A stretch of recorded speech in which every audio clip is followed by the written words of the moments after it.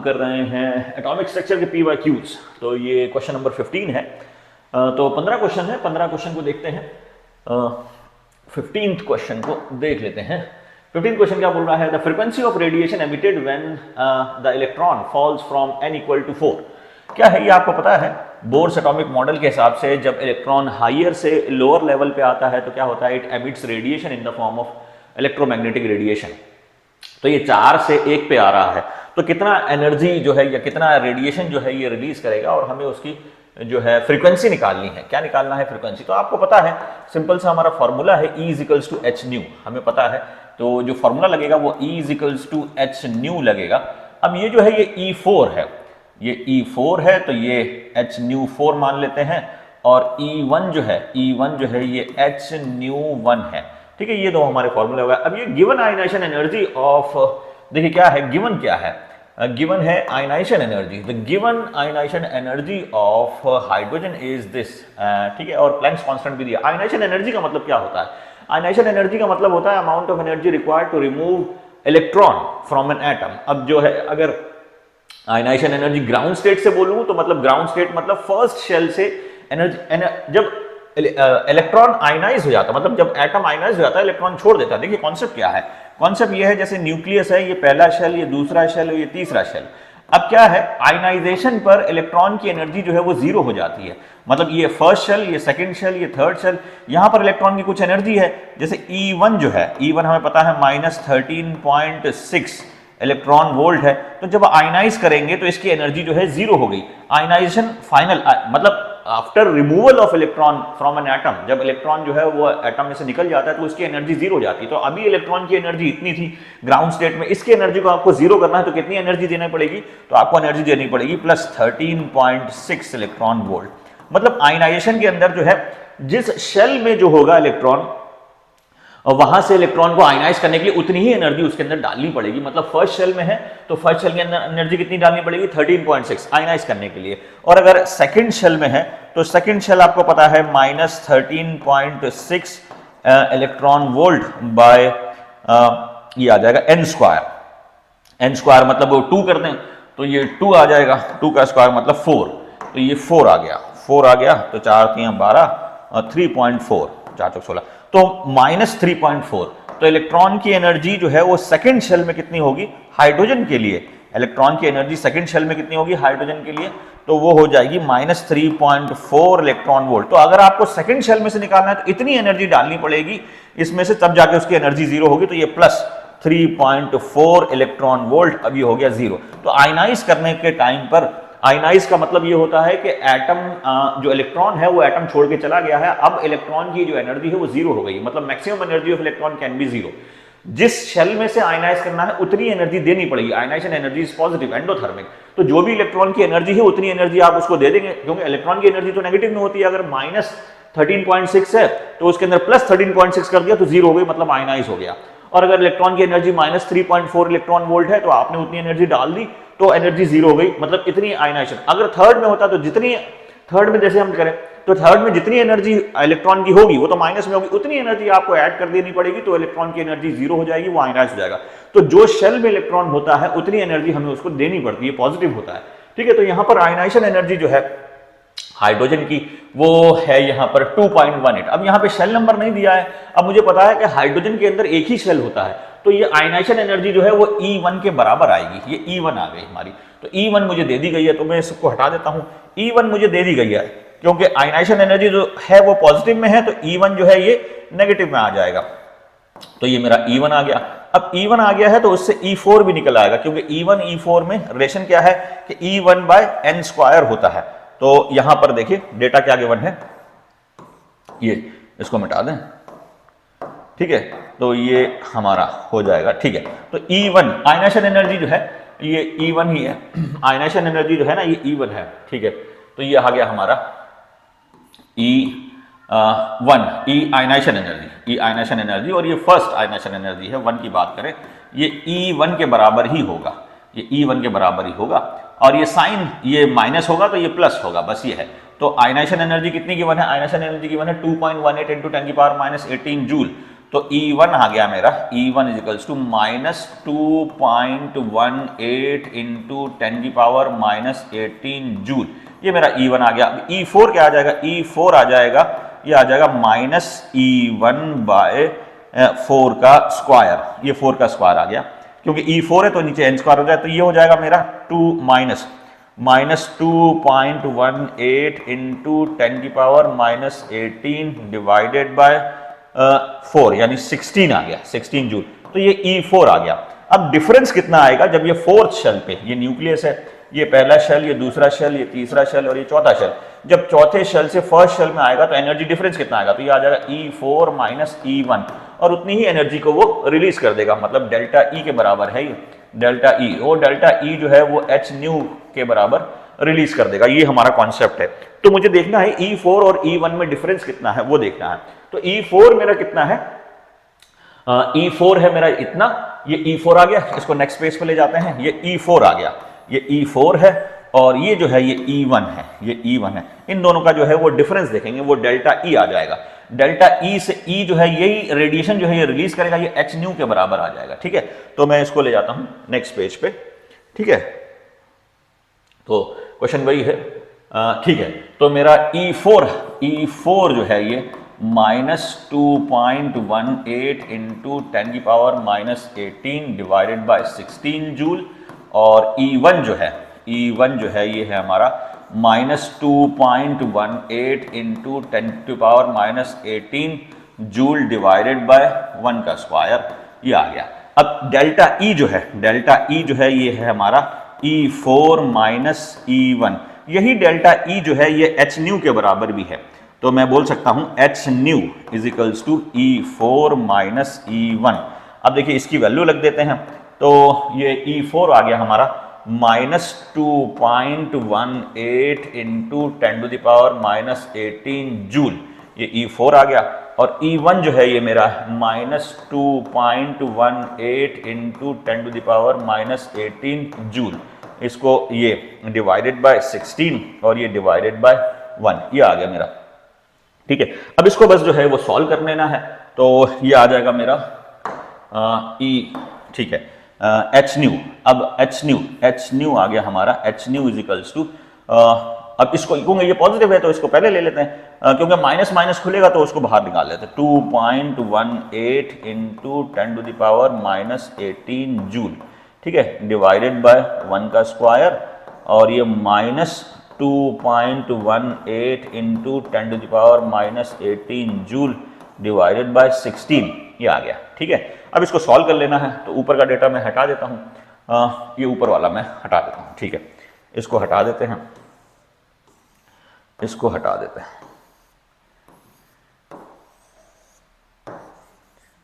ये हटा दिया, ठीक है। तो उसको मैंने सॉल्व करके ये इसमें कन्वर्ट कर दिया है, ये हटा दिया। अब ये जो है ये ऊपर कर देते हैं, ठीक है। तो ये मेरा आ जाएगा, ठीक है। तो 16 जो है वो एलसीएम आ गया, 16 को 2.1 इससे मल्टीप्लाई कर दिया, तो 16 इंटू 2.18 इंटू 16, ये कितना आ जाएगा, ये आ जाएगा 8 48 का 8, हाथ से लगे 4 6 6 4 10 का 0, हाथ से लगा 1 6 12 12 और 1 13, और ये आ गया 8 एकम 8, और ये एकम 1 2 एकम 2, तो ये 8 8 3 और 1 4 2 1 3 34.88, ये आ गया मेरा। तो ये आ जाएगा 2.18 इंटू 10⁻⁻18 माइनस 34.88 इंटू 10⁻⁻18, ये ब्रैकेट में, और ये जूल, और ये divide by 16, that is equal to h nu. अब न्यू निकालना है तो h को उधर ले जाता हूँ, न्यू निकालना तो h को उधर ले जाऊंगा, और h की वैल्यू जो है ये गिवन है, इनटू h की वैल्यू जो है ये गिवन है, इनटू 6.6 इंटू 10⁻⁻34 जूल सेकेंड, ठीक है, ये आ गया। अब इसको हटा देते हैं, ये हमारा, इसको हटा देते हैं, इसको हटा दिया, ठीक है, ठीक है। तो ये न्यू आ जाएगा मेरा, nu is equals to 34.88 minus 2, 34.88 minus 2.18, 8 में से 8 गया 0, 8 में से 1 गया 7, और ये 4 में से 2 गए 2 और ये 32.70, तो 32.70 इंटू 10⁻⁻18 और ये आ जाएगा 16 इंटू 6.6 इंटू 10⁻⁻34 जूल सेकेंड, ऊपर भी जूल है। अब पावर को पहले सॉल्व कर ले हम। ये 16 दूनी 32 लगभग 2 में मान लेता हूं, लगभग 2, ठीक है ना। 16 दूनी 32 हो गया तो लगभग 2 के बराबर हो गया। ये 2 आ गया और ये 2/6.6, तो ये आ जाएगा 1/3.3, 1/3.3, ठीक है। और ये पावर जो है -34 ऊपर जाएगा तो +34, तो पावर मेरी कितनी बच गई, पावर 8 से 14, तो ये 16 हो गया। तो पावर तो हो गई मेरी 10⁻16, फिर ये पर सेकंड है, और ये बच गया 1/3.33 इंटू 10⁻16 पर सेकंड। सेकंड नीचे बच जाएगा, ठीक है ना, क्योंकि सेकंड बच गया, जूल से जूल कैंसिल हो जाएगा, ऊपर भी जूल था नीचे भी जूल था, ये आ गया। तो 1/3.33 ये 3.08 होता है। तो मतलब मैं इसको मान सकता हूं 1/3.33 ये हो जाता है 0.308, ये आप याद कर लीजिए, इंपॉर्टेंट है 0.308। अब 0.308 ये 1/3 ये जो वैल्यू है 1/3.33 ये 0.308 आया। अब एक डेसिमल को इधर खिसका देंगे तो पावर जो है वो 15 में हो जाएगी, ठीक है। तो ये हमारा आंसर आ जाएगा ये, ठीक है। तो कुछ जो नंबर है वो आप याद कर लो तो अच्छा है, क्योंकि जो एटॉमिक स्ट्रक्चर है इसमें 1/6.6 ये इंपॉर्टेंट है और 1/3.3 ये इंपॉर्टेंट है। 1/3.3 जो है वो 0.308 होता है, ठीक है, और 1/6.6 0.308 का भी आधा हो जाएगा, ठीक है। तो वो आप कर लेना। तो इसके अंदर ये हमारा आंसर है। फिर थोड़ा कैलकुलेशन वाला था, लेकिन कैलकुलेशन जब आप करोगे तो कैलकुलेशन आपके वो हाथ में आ जाएगी, टिप्स में आ जाएगी, ठीक है। तो थोड़ा सा बड़ा क्वेश्चन था। 16 in hydrogen atom energy of first excited state is 3 electron volt, found kinetic energy of same orbit. अब देखो क्या है इसके अंदर, kinetic energy, potential energy, total energy, ये हमारा जो है ये शेल्स हैं। अब फर्स्ट एक्साइटेड स्टेट का मतलब ये है कि इलेक्ट्रॉन जो है वो हाइड्रोजन एटम है, तो हाइड्रोजन के नॉर्मली जो है वो हाइड्रोजन के अंदर इलेक्ट्रॉन जो है वो ग्राउंड स्टेट में रहता है। फर्स्ट एक्साइटेड स्टेट का मतलब ये है जो ये उछल के जो है यहां पर आ गया, मतलब n=2 आ गया, तो वहां पर इसकी जो एनर्जी है, energy of first excited state, ये 3.4 इलेक्ट्रॉन वोल्ट। अब आप देखो क्या है, ये जो रिलेशन है ये 3 रिलेशन है, काइनेटिक एनर्जी, पोटेंशियल एनर्जी और टोटल एनर्जी, इन 3 के बीच में रिलेशन है, ये आपको याद करना जरूरी है। तो देखो सबसे पहले हम के लिख देते हैं, के, फिर हम लिख लेते हैं टी, फिर लिख देते हैं पीई, ठीक है ना, अल्फाबेटिकली। चलो ई तो सब में है, सबसे पहले के टी। तो काइनेटिक एनर्जी जो है ये कभी नेगेटिव नहीं होती है, kinetic energy can never be negative, kinetic energy positive भी होती है, ठीक है ना। और काइनेटिक एनर्जी टोटल एनर्जी के बीच में रिलेशन है, और ये 1 2 3 इसमें बस लार्ज वाले में आधा कर देंगे, ये इंपॉर्टेंट है। तो ये आता है माइनस, ठीक है ना, kinetic energy is equals to minus of total energy और equal to minus of P, ये हमारा रिलेशन, ये हमारा रिलेशन है। इसको वो ये इंपॉर्टेंट रिलेशन है, ये इंपॉर्टेंट रिलेशन है, ठीक है, ये आपको आना चाहिए। तो ये जो रिलेशन है, हाइलाइटर, तो ये जो रिलेशन है ये इंपॉर्टेंट है कि kinetic energy is equals to total energy और total energy is equals to half of potential energy, ये, ठीक है। तो ये काइनेटिक एनर्जी के टी करना है, टोटल एनर्जी और पोटेंशियल एनर्जी ये इलेक्ट्रॉन के केस में नेगेटिव होते हैं, काइनेटिक एनर्जी नेगेटिव नहीं होता, और काइनेटिक एनर्जी और टोटल एनर्जी ये बराबर होते हैं अपोजिट साइन में, और टोटल एनर्जी पोटेंशियल एनर्जी मतलब तीनों सम ये। तो इसके हिसाब से मेरा जो रिलेशन है ये डायरेक्ट हो जाएगा कि यहाँ पर जो है ये एनर्जी दिया हुआ है, एनर्जी मतलब टोटल एनर्जी दिया हुआ, काइनेटिक एनर्जी पूछा है, बस ये अपोजिट है, इक्वल है, तो हमारा आंसर हो जाएगा, क्योंकि काइनेटिक एनर्जी पूछा। और पोटेंशियल एनर्जी पूछा होता तो उसका हाफ हो जाता और वो नेगेटिव में होता। अब इस तरह तो कोई ऑप्शन बचता नहीं, ठीक है। तो बढ़ते हैं नेक्स्ट क्वेश्चन पर, question number 17। Question, according to Bohr's theory the energy required for an electron in lithium 2+ ion to be emitted from n=2 state is, ठीक है। तो according to Bohr theory the energy required for an electron in lithium 2+ ion to be emitted from n=2, ठीक है, given that ground state ionisation. अब देखो क्या पूछ रहा है कि लिथियम है, ग्राउंड स्टेट हाइड्रोजन के लिए तो दिया हुआ है, ग्राउंड स्टेट हाइड्रोजन जो है उसके लिए दिया हुआ है, और लिथियम के लिए वही चीज पूछी है। तो लिथियम अब ग्राउंड स्टेट आयनाइजेशन एनर्जी दिया हुआ, अब आपको पता है IE1 is equals to E1, ये है, तो वो दिया हुआ 13.6 इलेक्ट्रॉन वोल्ट जो है ये दिया हुआ है, किसके लिए, हाइड्रोजन के लिए दिया हुआ है। तो लिथियम के लिए क्या होगा, लिथियम के लिए अब आपको पता है energy of lithium is equals to Z² into energy of hydrogen, ठीक है, ये आ जाएगा। और क्योंकि शेल सेम है, according to Bohr's for electron to be emitted from n equal to 2, n equal to 2, यहां पर n इक्वल टू 2 आ गया, ग्राउंड स्टेट आना, ठीक है, तो n इक्वल टू 2 है तो यहां 2 से ये डिवाइड कर देंगे, n इक्वल टू 2 का स्क्वायर, ये आ जाएगा, ठीक है।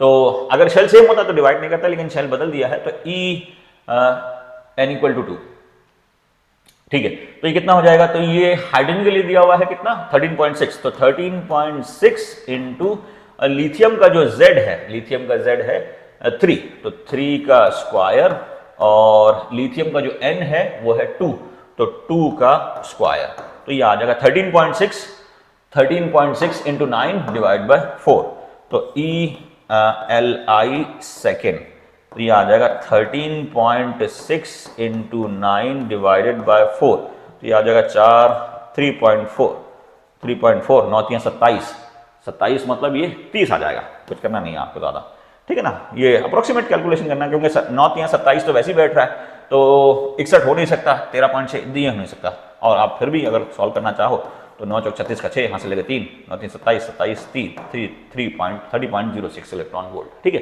तो हाइड्रोजन का दे के, हाइड्रोजन के रेफरेंस से फिर आप दूसरे एटम का जो है चीजें निकाल सकते हैं, बस आपको वैल्यूज जो है वो रखनी है। यहाँ पे हाइड्रोजन की जो ग्राउंड स्टेट आयनाइजेशन एनर्जी दी है, उससे आप E1 निकाल लोगे, क्योंकि जिस शेल में से इलेक्ट्रॉन निकालना है आयनाइजेशन एनर्जी उतनी देंगे, वही उसकी शेल एनर्जी भी बन जाता है, ठीक है, वो हम पहले पढ़ चुके हैं। तो हाइड्रोजन का दिया हुआ है, उससे फिर हमने लिथियम का निकाला है, लिथियम का एटॉमिक नंबर का स्क्वायर कर देंगे और उसका शेल नंबर यहाँ पे 4 होता तो नीचे 4 का स्क्वायर कर देता है, तो उसके हिसाब से सिंपल है ये, तो ज्यादा कोई खतरनाक क्वेश्चन नहीं था ये, ठीक है। तो Bohr's orbit radius of hydrogen atom, अब देखो ये जो है ना, ये फॉर्मूला ये इंपॉर्टेंट है, जो बच्चे को दिक्कत होती है वो कंफ्यूजन होता है, क्योंकि कंटेंट बहुत ज्यादा है, डेटा बहुत ज्यादा है, याद बहुत ज्यादा करना पड़ता है। तो यहाँ पर देखो क्या है, ये जो आप 3 फॉर्मूले हैं, इसको आप ढंग से अगर याद कर लो, तो E energy is equals to -13.6 into Z square over N square electron volt. यहां पर क्या है, 13.6 है, ये एनर्जी है 13.6, ऊपर भी Z है और नीचे N है, और दोनों का स्क्वायर है, ऊपर Z है नीचे N है और दोनों का स्क्वायर है, ये ध्यान रखना, ऊपर Z है नीचे N है और दोनों का स्क्वायर।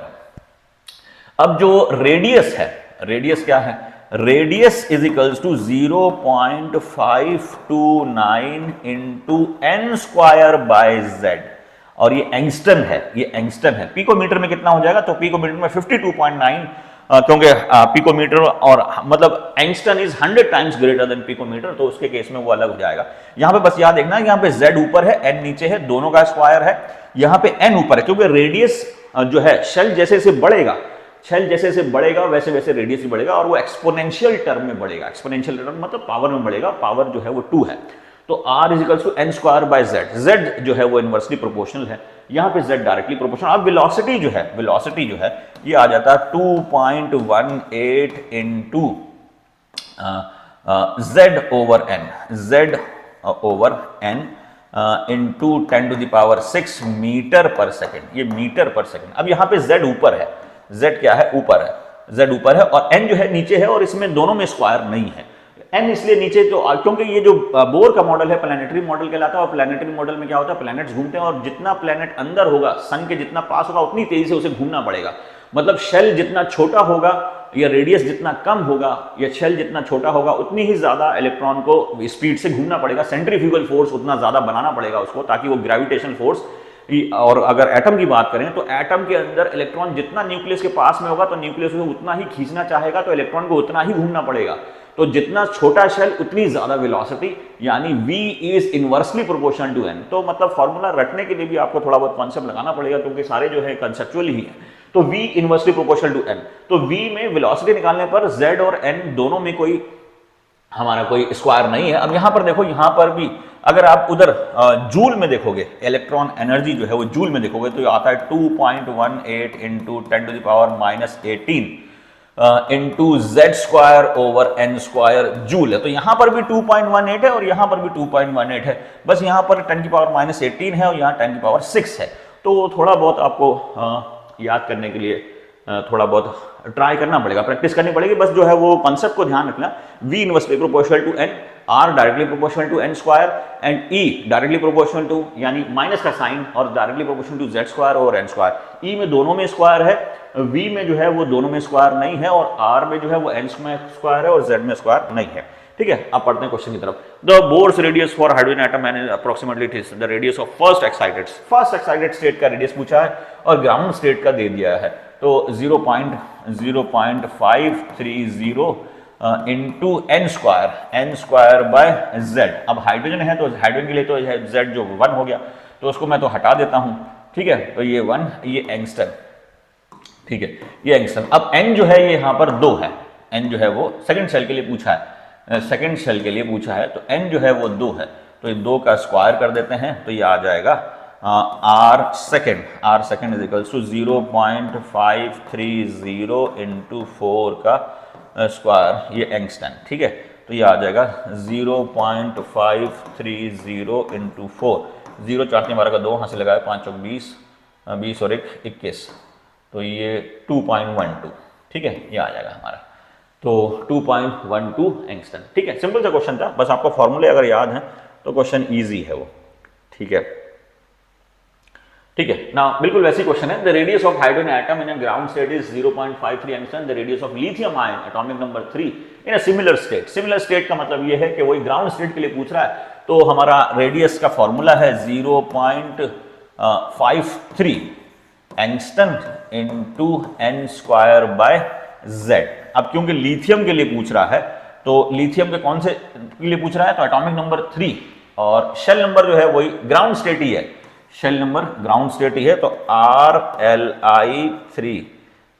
RLI2 प्लस और ये 3 is equals to 0.53 into n जो है वो हमारा फर्स्ट ग्राउंड स्टेट ही है, स्क्वायर डिवाइडेड बाय 3 का स्क्वायर, सॉरी 3 का स्क्वायर नहीं, 3 डिवाइडेड बाय 3, नीचे स्क्वायर नहीं है, 3, ये आ गया एंगस्ट्रॉम। ठीक है, अब ये जो है ये देखो क्या है, 0.53 डिवाइड बाय 3, क्योंकि वो तो 1 बन गया, तो ये तो हो नहीं सकता। ठीक है, इसको हटा दिया, ये भी नहीं हो सकता, इसको भी हटा दिया, ये भी नहीं हो सकता, तो 0.53 डिवाइड बाय 3 सीधा। कुछ केमिस्ट्री में कुछ तो कैलकुलेशन ऐसी होती है जिसको आपको सॉल्व भी नहीं करना है, सिर्फ जो आपका जो एप्टीट्यूड है, जो जनरल नॉलेज है, जो कॉमन सेंस है, उसी के बेस पे हो जाता है। ठीक है, तो ये हमारा 20th question. The ionisation potential for hydrogen atom is 13 point the ionisation potential for helium. तो वही है हाइड्रोजन जो आयनाइजेशन पोटेंशियल जो है वो हमारा the ionisation potential for hydrogen atom is 13.6 electron volt. बस ये आयनाइजेशन पोटेंशियल मतलब वो आयनाइजेशन एनर्जी का ही केस है, और He प्लस है, तो He प्लस में भी वही हमारा फर्स्ट शेल है, तो मतलब He प्लस और हाइड्रोजन जो है वो दोनों बराबर का कॉन्सेप्ट है, बस Z जो है वो हमारा अलग है। तो आयनाइजेशन एनर्जी फॉर हाइड्रोजन जो है ये दिया हुआ है 13.6 इलेक्ट्रॉन वोल्ट, और ionisation energy for Li plus, sorry helium plus जो है ये पूछा है, He प्लस ये पूछा है। अब इन दोनों में इलेक्ट्रॉन सेम है, शेल नंबर भी सेम है, बस इधर जो है वो Z का फर्क है, तो 13.6 into Z square by n square ये होगा, तो n तो सेम है, तो आ गया इलेक्ट्रॉन वोल्ट। अब Z यहाँ पर कितना है, Z इसका 2 है, तो उसकी वैल्यू रख देते हैं ये 2, तो ये वैल्यू रख देते हैं ये 2, क्या हो गया,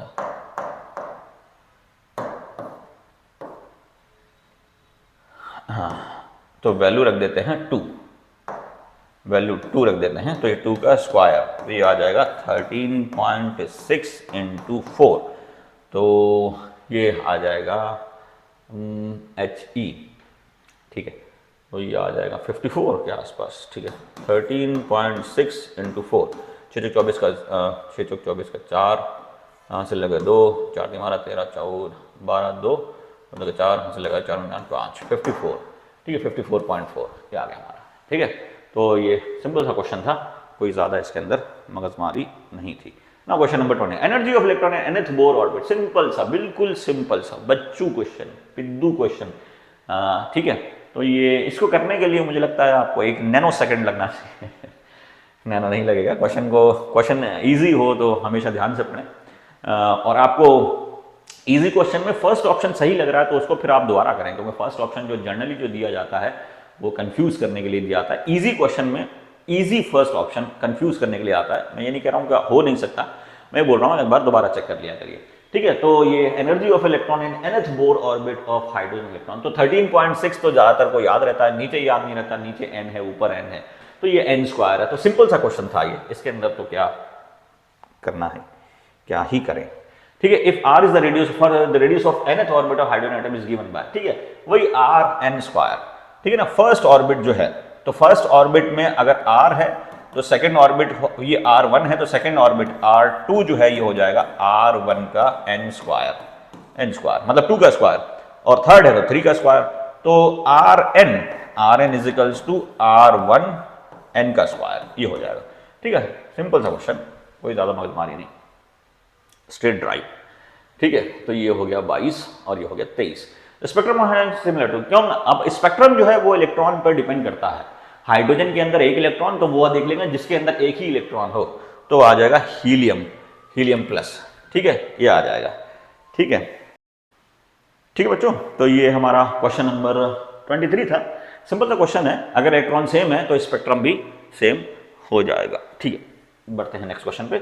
तो स्पेक्ट्रम, ठीक है, 23, 24, hydrogen atom de Broglie wavelength of an electron in the second Bohr orbit is given. अब देखो डी ब्रोगली वेवलेंथ है, डी ब्रोगली वेवलेंथ का आपको फॉर्मूला पता है कि lambda is equals to h by mv। De Broglie के बारे में बता दूं, डी ब्रोगली जो है उन्होंने dual nature of matter prove करा है कि matter can behave, dual nature of electron भी उन्होंने प्रूव करा है, ड्यूअल नेचर ऑफ एटम या ड्यूअल नेचर ऑफ मैटर जो है वो उन्होंने प्रूव करा है डी ब्रोगली ने। वो लेकिन थ्योरेटिकल जस्टिफिकेशन है, एक्सपेरिमेंटल जो है वो जर्मर एंड डेविसन ने करा है, वो हम पहले क्वेश्चन देख चुके हैं कि एक्सपेरिमेंटल थ्रू इंटरफेरेंस फिनोमेना जो है वो डार्क एंड जो लाइट बैंड्स बनते हैं, इलेक्ट्रॉन की बीम्स को जो है उन्होंने इस डबल स्लिट एक्सपेरिमेंट से पास करा, जो वही जैसे वेव्स इंटरफेयर करती हैं वैसे वो भी इंटरफेयर करके डार्क एंड लाइट बैंड्स उन्होंने बनाए। तो मतलब ये जो है, इसका मतलब ये है इलेक्ट्रॉन जो है can behave as wave, the beam of electron can behave as wave और electron can behave as wave. तो उसके अंदर जो है इन्होंने फॉर्मूला ये दिया है lambda is equals to h by mv। अब यहाँ पर h जो है, अब आपको जो यूनिट रखने हैं वो इंपॉर्टेंट है। h अगर आप जूल में रखेंगे तो मास को आप किलोग्राम में रखेंगे, वेलोसिटी को आप मीटर पर सेकंड में रखेंगे, तो वो आपको देखना है। अब D Broglie wavelength of an electron in second Bohr orbit, ठीक है, तो इससे हमें फिर एक और फॉर्मूला लिखता है 2 pi r is equals to n lambda, ये भी यही लगता है। अगर आपको रेडियस दिया हुआ है, रेडियस मतलब क्वांटाइज्ड, मतलब ये है कि वेवलेंथ जो है वो क्वांटाइज्ड फॉर्म में चलेगी, एक वेवलेंथ चलेगी, दो वेवलेंथ चलेगी, तीन वेवलेंथ, अगर शेल, मतलब ये है कॉन्सेप्ट क्या है इसका, इस फॉर्मूले कॉन्सेप्ट ये है कि आप तो you can form infinite circles, आप इनफाइनाइट जो है सर्कल्स, इनफाइनाइट ऑर्बिट्स बना सकते हैं, लेकिन वही ऑर्बिट पॉसिबल है जहां पर वेवलेंथ इंटीग्रल मल्टीपल का होगा, यानी सरकमफेरेंस जो है ऑर्बिट का, जो सरकमफेरेंस है ना, क्योंकि सरकमफेरेंस जो है यही वेव में कन्वर्ट होगा। ये जो एक सरकमफेरेंस है इसको मैं काट दूं, यहां से इसको मैं काट दूं, मतलब यहां से, ये तो वैसे तो पूरा ही मिट जाएगा, ठीक है, चलो ये सरकमफेरेंस है, ये सरकमफेरेंस, इसको मैंने बीच में से कट कर दिया, अब इसको सीधा कर दिया, इसको सीधा कर दिया, अब फिर ये जो है ये वेव में कन्वर्ट हो जाएगा, ये है। तो वेव, तो मतलब ये जो सरकमफेरेंस है वो n लैम्डा के इंटीग्रल मल्टीपल में होगा, कॉन्सेप्ट ये है, ठीक है। तो 2 pi r is equals to n lambda, ये हमारा फॉर्मूला यहां पर लगेगा, ठीक है। तो अब यहां पर जो है ये जो है ये तो कांस्टेंट है। अब यहां पर जो है ना, आपको कभी भी क्वेश्चन पढ़ते ही आप ट्राई करने ना लग जाना, क्वेश्चन पढ़ने के बाद आप ऑप्शंस को भी पढ़ना, तो आपको थोड़ा बहुत आइडिया होगा कि आपको जाना किधर है, सॉल्व कैसे करना है। तो यहाँ पर देखो पाई भी है, पाई और उसमें पाई नहीं है, तो मतलब ये है कि पाई को आप सॉल्व नहीं करो, यहाँ पे 2 पाई को पाई रख देते हैं। अब आर है, अब आर कौन सा है, सेकेंड बोर ऑर्बिट, और ये ए नॉट दिया हुआ है इंटू 52.9 इंटू एन स्क्वायर, क्योंकि सेकेंड है तो एन स्क्वायर कर देता हूँ ये, और क्योंकि हाइड्रोजन जो है तो ये तो z ही होगा। तो ये जो मैंने चीज निकाली है, मतलब ये जो चीज है इतनी 52.9 और ये z, ये जो है ये r के बराबर है, ये कितने के बराबर है, ये बस r की वैल्यू रखी है मैंने, r जो है यहाँ पर। अब ये जो है ये n लैम्डा के बराबर आ जाएगा, इक्वल टू n लैम्डा। अब n जो है यहाँ पर 2 है, 2 लैम्डा, अब इससे लैम्डा निकल जाएगा, z को तो मैं हटा देता हूँ, z को हटा देता हूँ, और ये 2 को यहां ले आते हैं, 2 को यहां ले आते हैं, और इस 2 को यहां से हटा देते हैं, तो ये मेरा लैम्डा आ जाएगा। अब देखो क्या है, तो ये 4 हो गया, इस 2 से ये 2 कैंसिल, तो ये 52.9 ये आ जाएगा 52.9 इंटू 4 इंटू पाई, ये आ गया इक्वल टू लेमडा। तो देखो 53 मान लें इसको, 53 into 4 into pi picometre equal to lambda. ठीक है, तो 4 3 12 का 2 से लगा 1, 5 चौक 20, 20 और 2 22। ठीक है, तो 22। ठीक है, ये आ गया 53 इंटू 4, 4 3 12 का 2 ऐसे लगा 1, 5 चौक 20, 20 और 21, 212 पाई। तो 212 पाई का मतलब ये आ जाएगा 212 पाई हमारा आंसर आया। ये 212, 53 4 और ये पाई, तो ये आ जाएगा 212 पाई इक्वल टू लेमडा, लगभग 212। तो ये 212 के आसपास ही है, क्योंकि मैंने वो 52.9 को 53 कन्वर्ट कर दिया, इसलिए वो थोड़ा अप्रॉक्सीमेट आपको चलना है, पूरा एग्जैक्ट कैलकुलेट, क्योंकि एक फालतू में एक मैं यूनिट बढ़ा देता तो मेरा एक फिर वो कैलकुलेशन में थोड़ा मेरा टाइम जाता, और यहाँ पर ऑप्शंस भी दूर दूर हैं, तो इस वजह से मैं इसको कर सकता हूँ। ठीक है, तो नेक्स्ट क्वेश्चन अब ये है कि which one of the following statement, following wrong statement, वही है, which one of the following is a wrong statement. Wrong statement कौन सा है? The uncertainty in principle is, ठीक है, आपने जो फॉर्मूला पढ़ा है वो तो ये है, delta x into m delta v is greater than equal to h by 4 pi. Heisenberg की 4 पाई है, हाइजेनबर्ग की क्या है? 4 पाई। पीरियड टेबल में 4 पाई एक ही जगह आता है, वो ये है 4 पाई हाइजेनबर्ग अनसर्टेनिटी। तो ये तो पता है आपको, अब ये नहीं पता था। तो कई बार क्या होता है, कुछ ऑप्शंस आपको नहीं पता होते हैं, लेकिन उससे कोई घबराने की जरूरत नहीं है, क्वेश्चन को पूरा पढ़ना चाहिए। हो सकता है कि आपको जो नहीं पता वो आपका कंसर्न हो ही ना, क्वेश्चन कुछ और हो, आंसर कुछ और हो, और इसी फालतू में दे दिया। चलो ठीक है, मैं ये मान लेता हूँ कि अभी मुझे ये चीज नहीं पता क्या है। ठीक है, half filled orbital, fully filled orbitals, तो ये तो मुझे पता है, ये करेक्ट है, this is correct. Half filled and fully filled orbitals have greater stability due to greater exchange of energy, greater symmetry and more balance. ठीक है, ये बात सही है। The energy of 2s is less than energy of 2p, मतलब ये बोल रहा है कि 2s की जो एनर्जी है ये कम है किससे? 2p से। अब एनर्जी का जो फॉर्मूला है वो कैसे निकलता है? n+l rule. देखो n+l, अब यहाँ का n क्या है? 2 है, और इसका l क्या है? 0 है। यहाँ का n क्या है? 2 है, और इसका l जो है 1 है। तो इसका जो है 2 मतलब ये है, the energy of 2s orbital is less than energy of 2p orbital in case of hydrogen like. अब ये जो है ये भी बोल रहा है हाइड्रोजन लाइक एटम है, तो जहां पर सिंगल इलेक्ट्रॉन होता है ना, उसके केस में एक ही शेल में जितने भी ऑर्बिटल्स हैं वो सब बराबर एनर्जी के होते हैं। ठीक है, तो ये तो वैसे तो n+l रूल के हिसाब से, तो अब n+l रूल जो है वो सिंगल इलेक्ट्रॉन स्पीशीज पे एप्लीकेबल नहीं होता, तो यहां से ये अगर नहीं होता तो ये स्टेटमेंट सही हो जाता, लेकिन ये है तो ये स्टेटमेंट गलत हो गया हमारा, दिस इज रॉन्ग स्टेटमेंट। अब आगे कुछ पढ़ना नहीं है, क्योंकि मल्टीपल है, तो ये भी हमारा सही है और ये भी हमारा सही है, तो ये गलत हो गया। तो ध्यान रहे कि हाइड्रोजन के लिए 1s equal to 1p single electron species के लिए, ऐसी हाइड्रोजन के लिए 2s equal to 2p equal to 2d 3d, या 3s मान लो, 3s 3p 3d। ऐसे ही 4s equal to 4p equal to 4d equal to 4f। तो सिंगल इलेक्ट्रॉन स्पीशीज के लिए एक ही शेल में, सिंगल इलेक्ट्रॉन स्पीशीज के लिए एक ही शेल में जितने भी ऑर्बिटल्स हैं उन सब की एनर्जी बराबर होगी।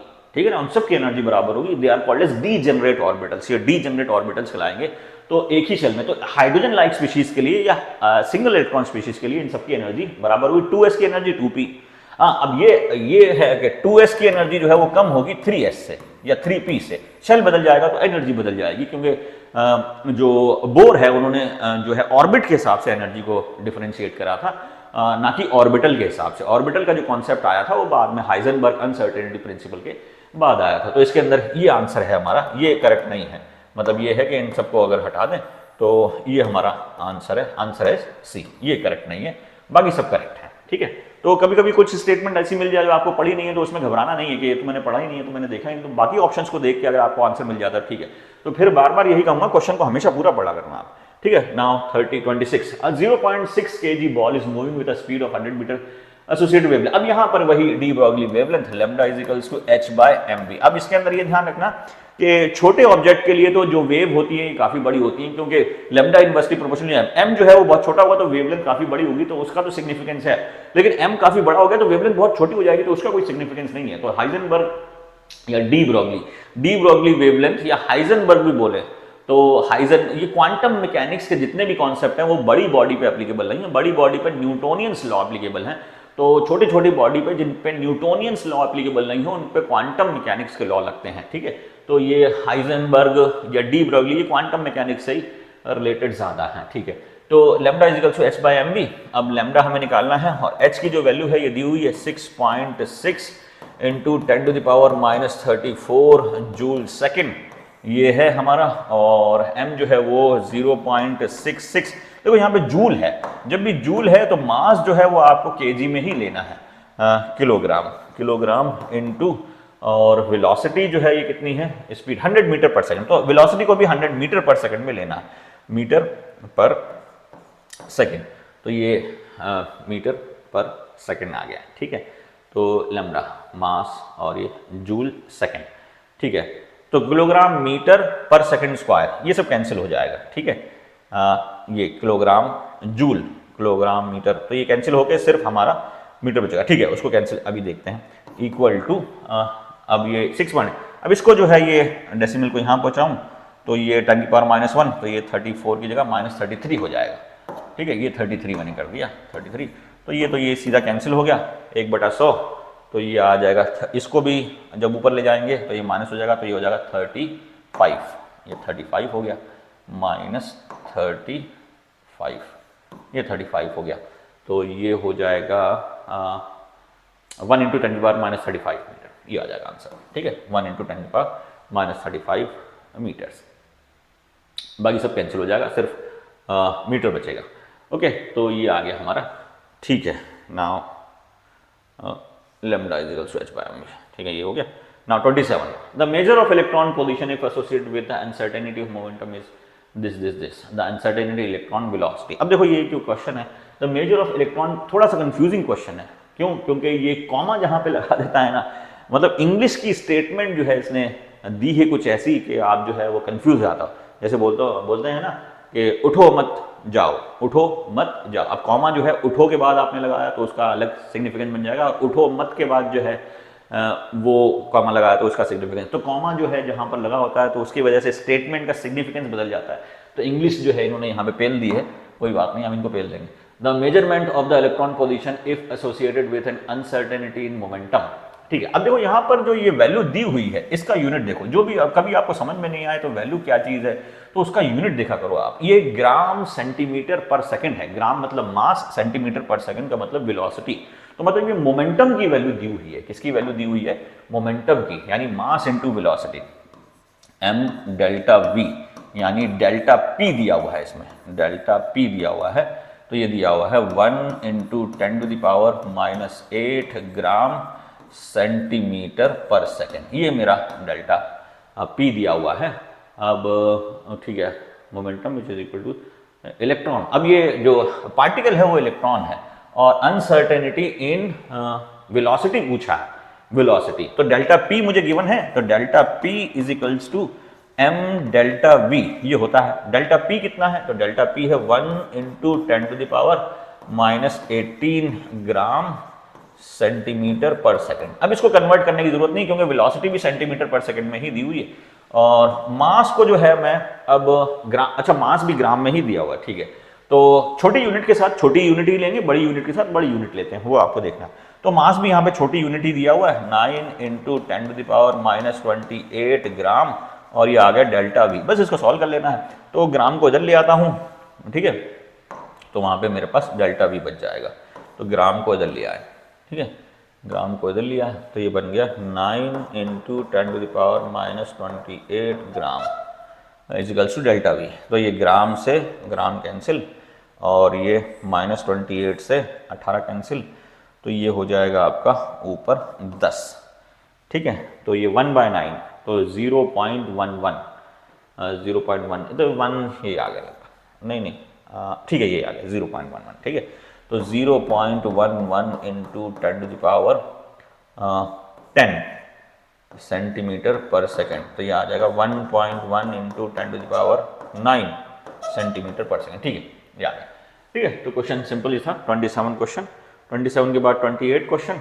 If the uncertainty in position and momentum are equal, मतलब कह रहा है uncertainty in position and momentum are equal, then the uncertainty in velocity, uncertainty in velocity पूछ रहा है। अब देखो कि हमारा जो ये हाइजेनबर्ग अनसर्टेनिटी प्रिंसिपल के हिसाब से क्या है, delta p into delta x is greater than equal to h by 4 pi. Calculation करते टाइम पे आप इक्वल का साइन लेना, ग्रेटर देन का मत ले लेना, क्योंकि आपको वैल्यू निकालनी है। तो ये हम मान लेते हैं इक्वल टू का साइन।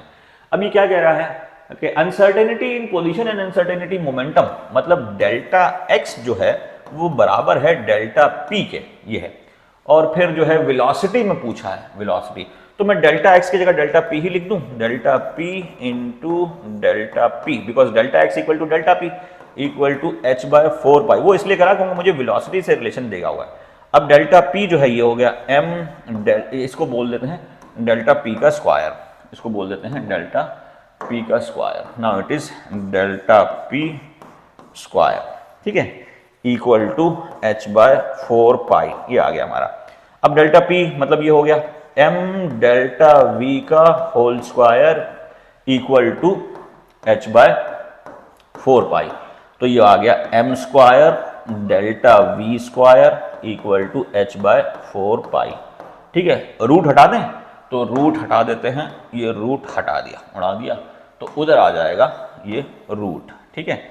और ठीक है, और डेल्टा वी जो है, अब इसको ऑप्शन के हिसाब से सेट कर लें, तो ऑप्शन के हिसाब से ये हमारा जाएगा delta v is equals to 1/2m root h by pi, ये आ जाएगा रूट एच बाय पाई, ठीक है, ये आ गया। क्योंकि 4 रूट में है तो 4 तो बाहर आ जाएगा, 2 आ जाएगा। अब डेल्टा m जो है वो इधर नीचे आ गया, तो 1/m और वो रूट, तो ये आंसर हो गया हमारा delta v is equals to 1/2m h by 4 pi. तो ये ठीक है, ठीक है, ये हो गया।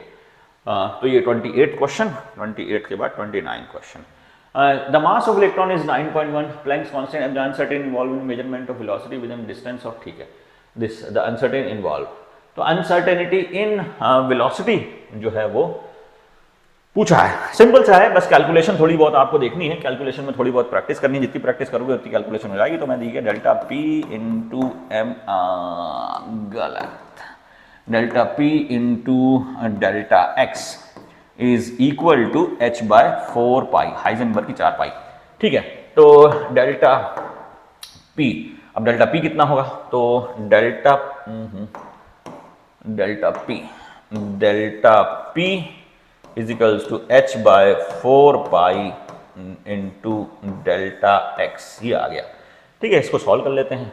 तो एच कितना है, तो एच है हमारा 6.6 into 10 to the power minus 34 joule second divided by 4 into 3.14 into delta x कितना है 0.1 into 10 to the power minus 10 metres, ये आ गया, ठीक है, ठीक है।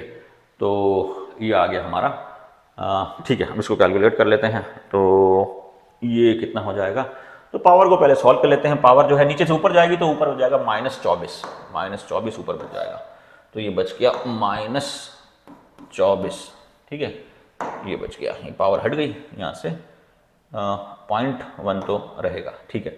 अब 0.1 को भी हटा दें तो ये हट गया हमारा, ये डेसिमल से डेसिमल, ये डेसिमल से ये डेसिमल पूरा हट गया, ठीक है, ये बच गया 3.14 66।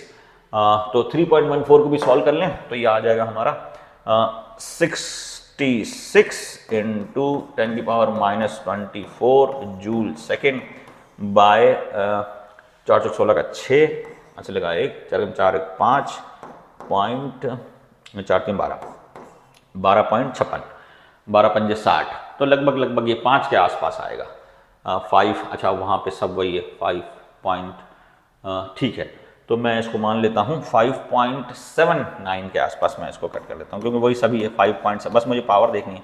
तो ये 5.79, तो delta P is equals to 5.79 into 10 to the power minus 24 joule second per metre आ जाएगा, पर मीटर, ये आ गया।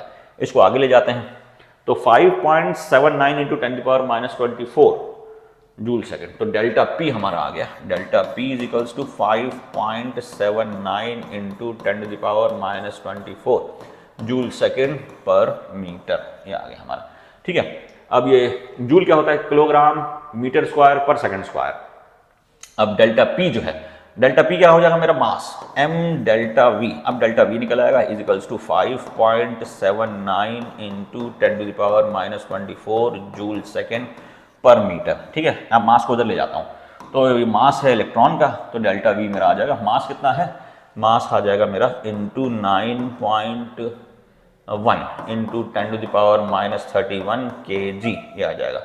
ठीक है, तो डेल्टा वी मीटर पर सेकंड बचेगा। ठीक है, वो सब काटापिटी करके मीटर पर सेकंड बचेगा। तो ये हमारा आगे, इसको 9 ही मान लेते हैं, इसको हम मान लेते हैं 9, इसको 9 ही मान लेते हैं। तो -34, अब ये जो सबसे पहले पावर को सॉल्व कर लेते हैं, ये पावर -31 उधर चला जाएगा, तो ये हो जाएगा 6, तो 31, तो ये आ गया 7, तो 5.79 bye 9 into 10⁻7 metre per second, ये बचेगा। ठीक है, तो अच्छा वो 9 5 45, तो ये बच गया 57.9 into 10⁻6 metre per second divided bye 9, तो 9 5 45। ठीक है, तो ये 8 7 15, 8.9 81, तो 5.9 into 10⁻6, 5.79 into 10⁻6 metre per second approximate. ठीक है, तो ये अप्रॉक्सीमेट कैलकुलेशन करके आंसर निकाला 5.79 इंटू 10⁻6। ठीक है, नाउ नेक्स्ट क्वेश्चन आपका, the position of both an electron and helium atom is known with 1.0 nanometre, further the momentum of electron is known within 5 kilogram, the minimum uncertainty in the measurement of the momentum of helium. ठीक है, अब देखो क्या है, हमें पता है किसी भी पार्टिकल के लिए, फॉर एनी पार्टिकल हमारे पास जो है वो इक्वेशन यही है, delta P into delta x is greater than equal to h/4 pi, और कैलकुलेशन करते टाइम पे मैं इसको इक्वल टू बना देता हूं, इक्वल टू h/, अब h/4 पाई जो है ये कांस्टेंट है, तो for any particle delta x is equal to h/4 pi, किसी भी पार्टिकल के लिए अनसर्टेनिटी इन मोमेंटम और अनसर्टेनिटी इन पोजीशन जो है वो h/4 पाई के बराबर होगी या इससे ज्यादा होगी, मतलब ये वैल्यू हमेशा बड़ी होगी या कम से कम इतनी हो सकती है, दैट इज कांस्टेंट। तो अगर ये चीज कांस्टेंट है, ये बोल रहा है the position of both an electron and helium atom is known with, helium atom और इलेक्ट्रॉन के लिए दोनों x जो है वो डेल्टा बराबर ही है। अब ये जो है मोमेंटम ऑफ इलेक्ट्रॉन का जो मोमेंटम है ये कितना है, 5.0 इंटू 10⁻26 किलोग्राम मीटर पर सेकंड स्क्वायर है। तो अगर ये इतनी चीज बराबर है तो ये भी फिर बराबर होगा, ऑब्वियस ही है। ठीक है, तो वही आंसर हो जाएगा हमारा कि हीलियम के लिए भी फिर मोमेंटम जो है वो यही होगा। ठीक है, सिंपल सा क्वेश्चन था, ज्यादा इसमें मगजमारी ना थी। 31, momentum of a particle having de Broglie wavelength. ठीक है, मोमेंटम पूछा है, सिंपल सा क्वेश्चन है, de Broglie delta is equals to h/mv। ठीक है, क्वेश्चन जब आप पढ़ोगे करोगे तो आपको समझ में आएगा कौन सा फॉर्मूला लगाना है कौन सा नहीं लगाना है। तो ये हमारा, ठीक है, तो delta is equals to h/mv। अब ये mv जो है ये मोमेंटम है, मैं इसको ऐसे भी लिख सकता हूँ, delta is equals to h/p, ये भी लिख सकते हैं। ठीक है, तो ये हमारा वेवलेंथ जो है वो 10⁻17 मीटर्स है। तो लैम्डा यहां पर दिया हुआ है, h की वैल्यू मुझे पता है और p की वैल्यू निकालनी है, तो p क्या हो जाएगा, p इज इक्वल्स टू h/लैम्डा, और इसको हम सॉल्व कर लेते हैं, ये आ जाएगा 6.6 इंटू 10⁻34 जूल सेकेंड, और लैम्डा जो है वो कितना है, लैम्डा नाक में से निकालूंगा। ठीक है, तो 10⁻17 मीटर्स। ठीक है, तो ये आ जाएगा आपका, हाँ बस पावर ही सॉल्व करनी है, तो वो तो वैसे ही हो जाता है वैसे। ठीक है, यही बैठ रहा है और कोई बैठ ही नहीं रहा, करना ही नहीं है सॉल्व। -17 को ऊपर ले आएंगे +17, तो 34 - 17 तो 17 बैठेगा, और वैसे भी आपके पास यहाँ पर सिर्फ यही नंबर है तो ये सिर्फ यहीं बैठेगा। ठीक है, तो सिंपल सा क्वेश्चन था ये तो, क्वेश्चन भाई ठीक है पूछ लिया तो हम क्या करें भाई, हमारी गलती थोड़ी है।